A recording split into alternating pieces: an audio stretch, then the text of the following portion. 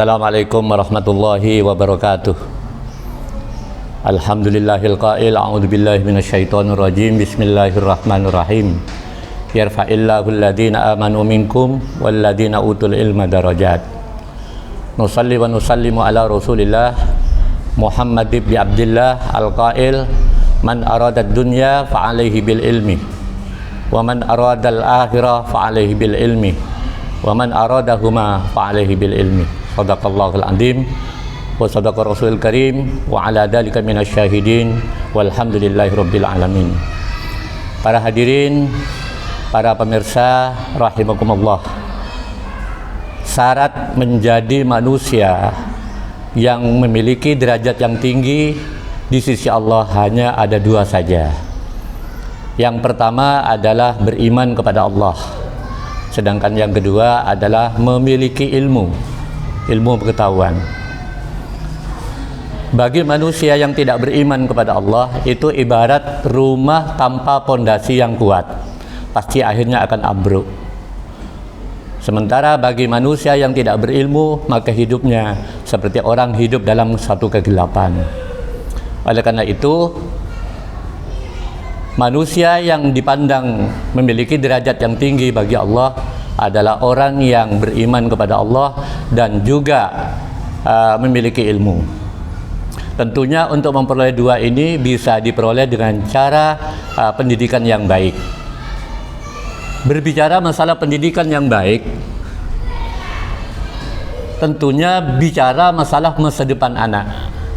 Dan orang tua yang bijak tidak hanya memilih masa depan anak itu hanya di dunia saja, tetapi masa depan yang terpenting adalah masa depan di akhirat. Oleh karena itu, para hadirin sekalian rahimakumullah, tugas orang tua itu bukan hanya menjadikan anak kita cerdas, bukan menjadikan anak kita pintar, tapi yang terpenting adalah menjadikan anak kita selamat dari api neraka. Dengan selamat dari api neraka berarti anak kita menjadi ahli surga. Jika anak kita sudah menjadi calon ahli surga, tentunya dunianya akan ikut, akan menjadi orang yang kaya, akan menjadi orang yang taat, akan menjadi orang yang berakhlak, dan akan menjadi orang yang hebat dalam pandangan Allah dan pandangan manusia. Para hadirin dan pemirsa rahimakumullah, tentunya dalam konteks seperti ini adalah orang tua itu harus memilih lembaga yang baik. Lembaga yang baik selama ini adalah yang tidak bisa diragukan. Yang pertama adalah pondok pesantren yang memang fokus mengajarkan kepada pendidikan agama dan pendidikan yang lain, terutama menekankan kepada hal-hal yang berhubungan dengan masalah akhlak. Sedangkan dalam pendidikan formal mungkin salah satu dari sekian jumlah lembaga pendidikan yang pas itu adalah Ibnu Husin. Ibnu Husin saya pikir di sini adalah sangat pas untuk dipilih oleh orang tua yang bijak. Minimal ada 3 alasan. Alasan yang pertama adalah masalah pembiasaan. Pada MTS Ibnu Husin itu sebelum masuk ke kelas, 1 jam sebelum masuk ke kelas, ada dua pembiasaan yang sangat-sangat penting buat kita simak. Yang pertama adalah pembiasaan sholat duha. 1 jam sebelum masuk, anak-anak digiring ke dalam masjid sholat duha berjamaah.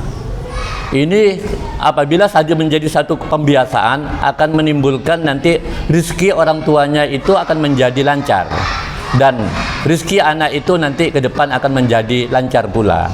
Yang kedua adalah latihan membaca Al-Quran, bimbingan membaca Al-Quran dengan menggunakan metode MKS ya, jadi metode Qurani Sidogiri. Dengan demikian, semua murid yang ada di Ibnu Husin itu untuk membaca Al-Quran mungkin tidak akan bisa diragukan lagi. Karena di saat orang tua nanti meninggal dunia, maka yang diharapkan dari orang tua itu adalah bukan kiriman uang, bukan kiriman akhlak, bukan kiriman mobil, bukan membuat rumah yang bagus, bukan. Tetapi yang terpenting bagi orang tua ini adalah Fatihah dari putra-putrinya yang sudah dia tanamkan di satu lembaga pendidikan yang baik. Yang kedua, kegiatan ekstra. Kegiatan ekstra di Ibnu Husain ini adalah penekanannya kepada bakat dan minat. Apa bakat anak dan kemana minatnya anak, sehingga tidak diragukan lagi prestasi di bidang ekstra sudah mencapai tingkat nasional dan internasional. Satu contoh umpamanya anak bakatnya itu di bidang qiraat, maka di sini akan diarahkan kepada qiraat. Bagi anak yang mungkin suka menantang, maka diarahkan kepada ekstrakurikuler yang namanya silat dan lain sebagainya. Terakhir, para bapak dan para pemirsa sekalian, wali murid khususnya, Ibnu Husain ini didirikan oleh muassisnya adalah bukan bertujuan komersil. Bukan bertujuan komersil, sama sekali tidak bertujuan komersil. Tapi tujuan utamanya adalah dakwah, mengajak kita menjadi akhlak anak yang baik, kemudian mengajak anak itu kepada ahli surga, dan mengajak anak menjadi putra-putri yang berbakti kepada kedua orang tua. Sekali lagi saya katakan adalah orang tua yang bijak akan memilih satu lembaga pendidikan yang menurut orang tua itu adalah yang terbaik.